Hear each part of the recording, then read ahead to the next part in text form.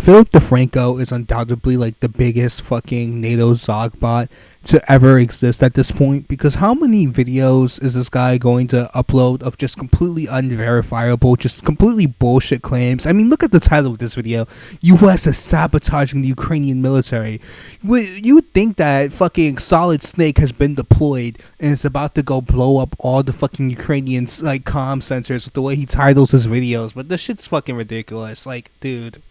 The U.S. has cut off all intelligence to Ukraine and effectively disabled several of their weapons. They've also reportedly banned the U.K. from sharing its shared intelligence with Ukraine. Right, and so that would mean that when U.S. satellites see Russia loading cruise missiles onto their strategic bombers and aiming them at power plants, schools, and hospitals, the Americans are not to pick up the phone to let Ukraine know so they can intercept the missiles or evacuate targets. They would just let it happen. And the same reportedly goes for the rest of the alliance, who has real-time access but is now blocked from telling Ukraine because of Trump. And it already appears that Russia's taking advantage of this by launching its largest drone attack from Crimea in the entire war. You know, there is some credence to Trump attempting to do that, but that's not actually what's happening, because surprisingly, a fucking district judge, you know, there's like one of the lowest courts in the United States was able to block Trump from actually doing this. And the fact that he uses such very loaded language like Russia is going to bomb the schools and the hospitals, Russia's going to kill all the Ukrainian children. Come on, guys. You see how bad the U.S. is being by letting Russia murder a bunch of school children? That's not what's fucking happening here. Like, let's just be 100% honest with ourselves, because this guy isn't like so far where he's like, Russians are orcs. He's more so trying to be subtle about it with the way he's wording his fucking language. And I'm fucking tired, bro. I'm tired of the bullshit. I'm tired of the way this guy fucking sits here and comes up on my feed no matter how many times I hit don't recommend channel.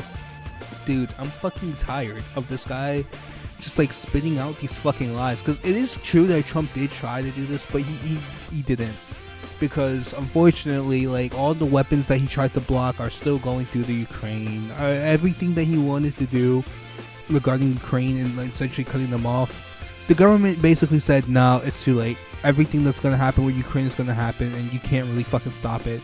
Because he got blocked by the courts and the judicial branch. So, you know what, Philip DeFranco, like, could you at least, like, bring that up in your fucking video? Like, could you at least, like, put some fucking effort into at least, like, researching these, like, retarded fucking videos before you make these stupid statements? Because, like, holy shit, man.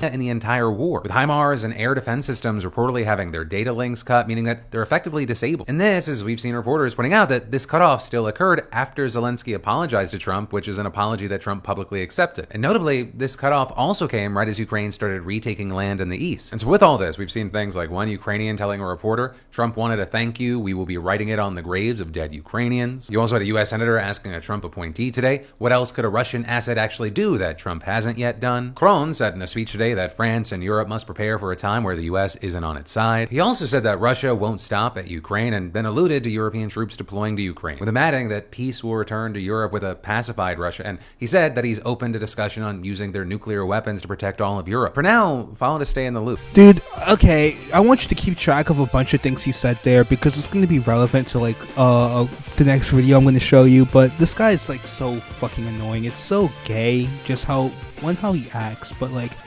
he's like, oh my god, man, Trump is just so evil.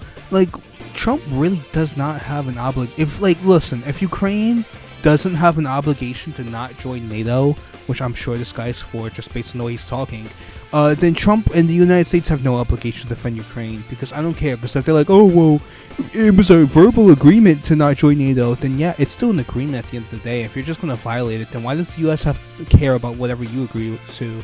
At the same time, it's like, dude, are you getting paid to try to like convince all of like the United States to just not be against the neoliberal worldview and be against NATO and all of that? Because it's like, what the fuck?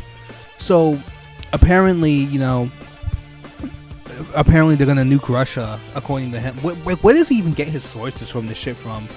But he's also implying that Trump is a Russian asset. It's all really fucking cringe, like fucking Zogbot shit. At the end of the day, like, they aren't really, like, if you really look at what's going on behind the scenes, it's all fucking Jewish at the end of the day. So we can sit here and play this game like, oh, Trump is like going crazy, he's like defying the world. He's not really. I mean, he's putting America first enough to, you know, shift up the balance of power a little bit. But the multipolar world order that, like, this guy is so desperately fucking afraid of, and a lot of, like, people within NATO are afraid of, has already happened, actually, if we're really looking at it. This is just the callus of it happening. It was going to happen the moment that China and Russia got nuclear weapons, if we're really being honest here. Like, you couldn't really prevent, because we're at a stage right now where the nukes are already going to, like, fall if a war between between NATO and Russia breaks out, and that's just the facts. Like, you think Russia is gonna sit here and, like, let itself get, like, he was straight up saying, oh, we're just gonna nuke Russia and then pacify it and make it our bitch. Like, no, that's not how this fucking works. You think Russia doesn't have nukes too, man? Like, just be honest with ourselves. But he's trying to, like, make the United States, well, he's trying to make NATO sound cool. He's kind of become anti-United States because the United States has kind of moved into a more independent direction under Trump, and not just completely blindly being, like, glazing NATO and Ukraine. Dude, did Zelensky I wouldn't be surprised if, like, if this guy's getting, like, a fucking paycheck from Ukraine, because, you know, Tim Pool was getting paid by the Russians or whatever. This guy's probably getting paid by Ukraine, but because Ukraine's not an enemy of the United States, they're not going to cut his funding off like they did with Tim Pool.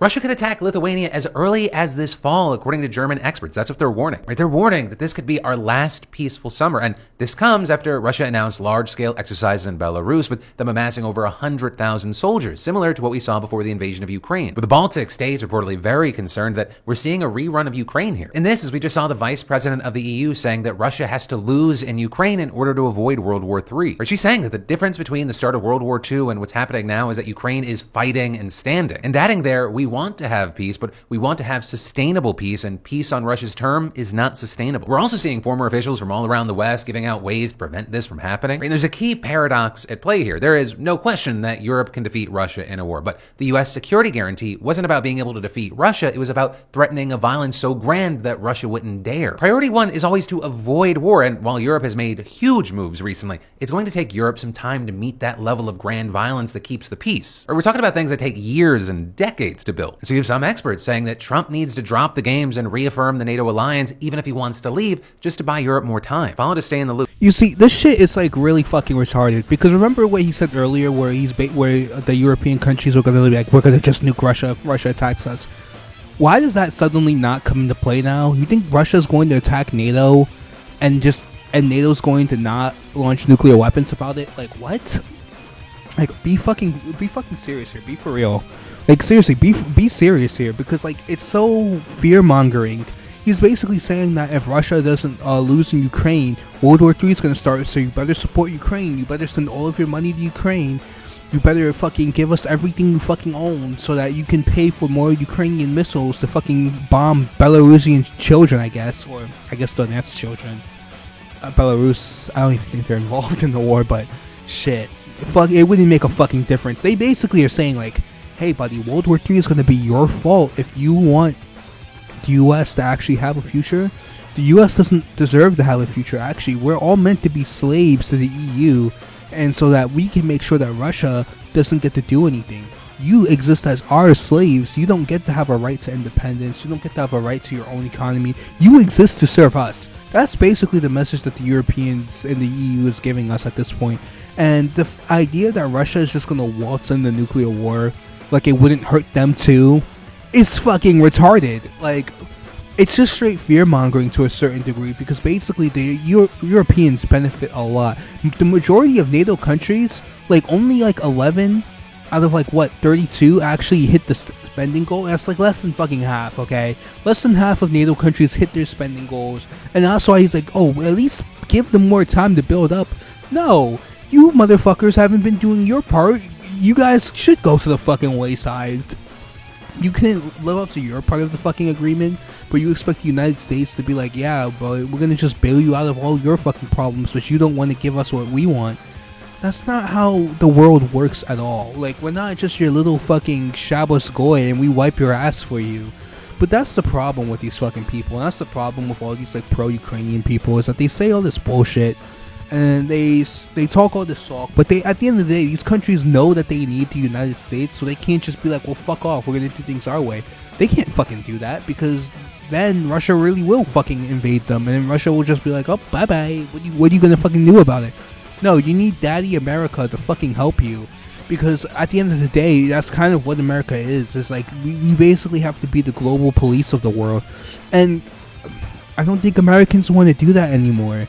I don't think Americans have that in them where they want to fucking do that. And, you know, I think that's a lot of the reason why Trump was, you know, put into power. Because at the end of the day, Trump is still not going to go against the Jews, but he does act as somewhat of a compromise between the Jews and the American people. Because at the end of the day, he will enact all the anti-Semitism laws the Jews ask for. He'll do anything the Jews want, but he will take a little bit back. And I think the Jews know that if they take too much, they're gonna make America fall apart from the inside, like what happened with the Roman Empire. And I think that's what's really happening here. And, you know, you might be like, oh, you're just crazy, you're schizophrenic, you're anti-Semitic.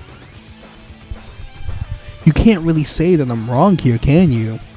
And that's the thing, is that, like, at the end of the day, like, this is really what's going on here, is that we're in a multipolar world order now, where there's not just the United States throwing its dick on everyone. That can't really happen anymore. Russia, like, you know, before it was, you know, just the United States and the Soviet Union. Before that, in World War II, it was a multipolar world order. And I think multipolar world order can risk world wars in a way, but it also means that people don't have to be forced into whatever fucking ideology that you want. And I think a big reason why World War II happened was also because there weren't fucking nukes back then. So the cost of war wasn't your entire civilization being wiped out from beneath you because you decided to go to war. So there was a lot less risk in going to a world war than there is now. Sure, it's still risky, but nukes that fucking wipe your civilization off the fucking map did not fucking exist in 1939, okay? They didn't exist when Germany marched into Poland. They didn't fucking exist when, you know, Operation Barbarossa happened. They didn't fucking exist when Pearl Harbor happened. And they didn't exist before that when, you know, the United States was fucking pressuring Germany and Japan with fucking, oh, we're gonna fuck with your oil. We're gonna we'll have that whole Panay incident happen because we're gonna have troops in China. We're not gonna say anything to you. And we're gonna have fucking our submarines go up to your submarines and fuck with you. And we're not gonna declare war, but we're gonna basically attack you and then play the victim.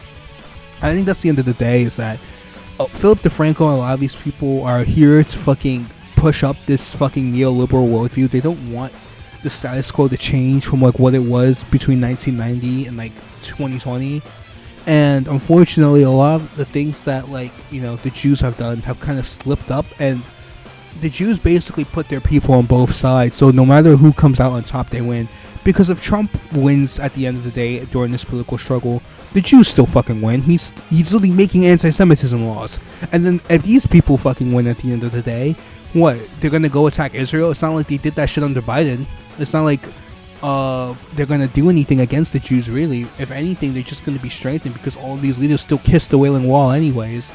So what's really gonna change here? It's two sides to the same coin, really. Just one is slightly more right than the other, and both of them are basically begging to get that little bit of extra Jewish money by being the one in charge at the moment. And, you know, these guys are freaking out and acting like it's the end of the world, but, you know, we've been through this shit before. We'll be through it again. Nothing's really fucking changing here. It would be cool. It would absolutely be cool to see, you know, like a nationalist, like, outlook actually be apparent in throughout the world. The most you're gonna get with that is fucking Serbia. And when Serbia actually tries to enforce that, they're just gonna get bombed by fucking NATO. But at the end of the day, it's not really gonna fucking happen. The multipolar world order isn't even really that new. It's just that people didn't want to admit to it yet because Russia and China weren't strong enough yet. They had nukes, but they didn't have the soft power necessary, nor did they have the hard power, because Russia's military has been through a lot of fucking reforms. Especially coming up to the war in Ukraine, there was a lot of reforms. There's the Ratnik program. Russia was really behind the US in the 2000s, in the early 2010s. That was undeniable. But once we got into like 2014 to 2017 with the Ratnik program really being issued out, we're starting to see that the Russian military is also very capable, which I don't think people like Philip DeFranco would ever even want to admit. and we're starting to see that the Chinese, even though they haven't really been in a major war, they have a lot of soft power. For one, they make everyone shit, and they can actually put pressure. And I think that's actually going to lead us. You might be like, well, why are you ranting about this shit? This doesn't really have to do with Ukraine. It really does in one way. And secondly, it's going to lead us to this last video that I'm going to show you. NATO is reportedly planning to present the US with a plan to replace them in the alliance within the next 5 to 10 years, which would mean that NATO is going to bluntly approach the US and say, are you in or are you out? And if you're out, here's a phased approach for you to leave. Canada is also reportedly planning to sign a military security and defense contract with the EU, with them hoping to replace their American military equipment with European ones instead. The EU also reportedly plans to entirely remove American weapons from the continent within 5 years due to Trump's conduct and affinity for Russia. And on the other side of the world, we've seen Japan and South Korea agree to boost cooperation with China, or you've got the Japanese foreign minister saying the international situation has become increasingly severe, and it is no exaggeration to say that we are at a turning point in history. And this is Japan and South Korea, where American ride or dies from 1945 to January 19th of this year, but now with tariffs and not being able to trust the United States, it appears that they're looking to China. And so with that, we're seeing some experts saying this could be the kill shot to America as a superpower, because who does America even have left at this point? Israel and the Saudis? And notably, the timing of all this is horrible, especially now that the US Space Force says that it's observing China having its satellites practice dogfighting in space. And for the first time ever, JP Morgan has Japan, the EU, and China projected to outperform the US economically for at least the next 10 to 15 years. But for now, we're gonna have to wait to see how this plays out. I'd love to know your thoughts in those comments, and follow to stay in the loop. So the thing is that like, he's presenting some information, but he's not presenting the full picture of why this is actually happening. Like, okay, like, how the fuck is the EU going to approach the United States? Like, here's a phased approach of how to leave. Nigga, if the US wants to leave tomorrow, it really can, and it's probably not gonna happen because nothing ever happens, but it can fucking happen. Like, if the US really wanted to fucking push it and be like, okay, we're out, like, you're gonna tell us no, we're not allowed to leave yet? Like, we could just not help you if Russia actually does attack. But that's also probably not gonna fucking happen because of the whole nuclear thing, because England and France have nukes. Like, let's just be honest, like, even if the United States leaves, it's not like the nuclear threat just goes away. But another thing is that with this multipolar world order, it's not really real, because the Chinese have a lot of Jewish influence in them. The Russians, like, I love Putin, but like, dude, you gotta explain yourself, Putin. Why were you kissing that wall? Why were you wearing the fucking little Jew hat? And Trump did the same thing. All the world leaders do it. All of them, like, even if you think that they have some sort of like independence or free will, like, dude, they're all gonna fucking do it at the end of the day. That's just the way the world fucking works. And even the new Japanese Prime Minister, Ishiba Shigeru, fucking Jew. He's a fucking yellow Jew. He's literally a Jewish plant, because at the end of the day with him too, he literally is anti-Japan. He hates the Japanese country. He thinks Japan is responsible for World War II. He's literally put in place to subjugate Japan and basically make it a little Jew slave. Like, he is a Jewish slave. He's a Shabbos goy, just the way Trump is to Netanyahu.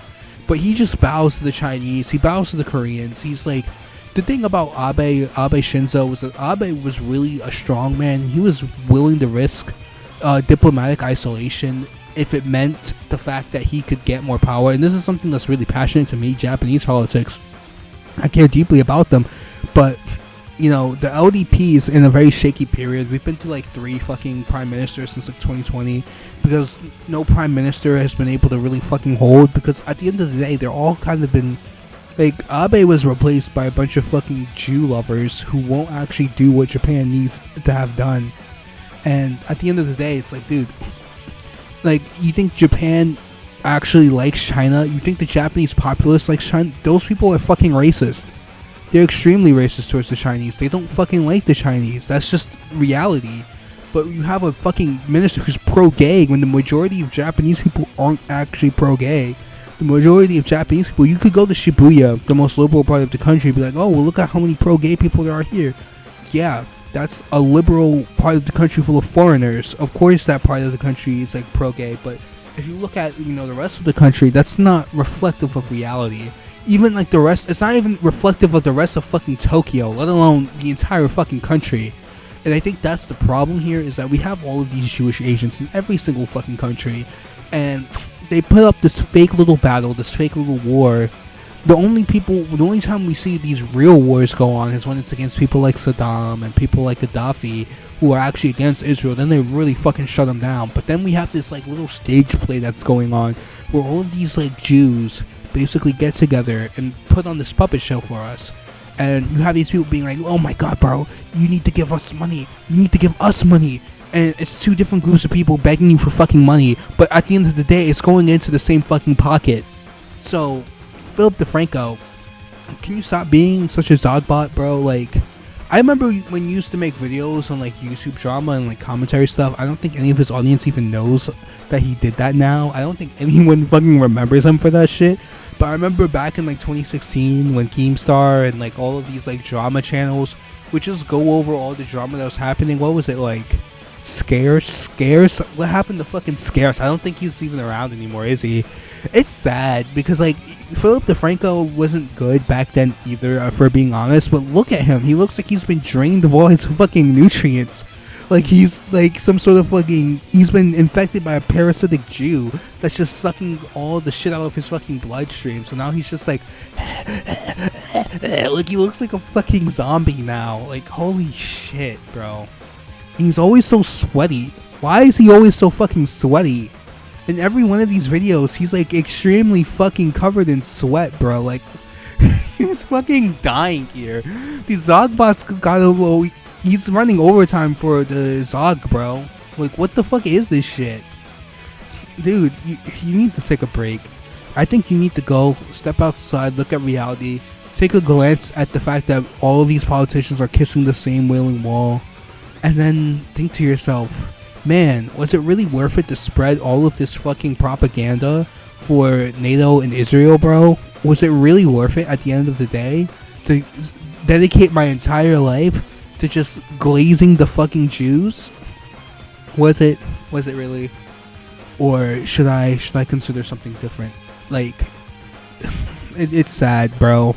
Like, you weren't that good to begin with, but this is a much bigger fall off than I think anyone could have ever anticipated. But you know what? I'm done ranting about this fucking guy. I got shit to do. I'm kind of hungry, so I'm gonna go grab something to eat.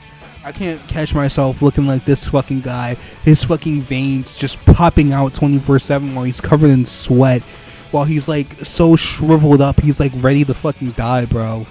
I'm sorry for whatever like the Jews are like doing to you and like experimenting on you, bro, but I gotta get out of here, bro. I'm sorry. You're just gonna have to die, man. Peace.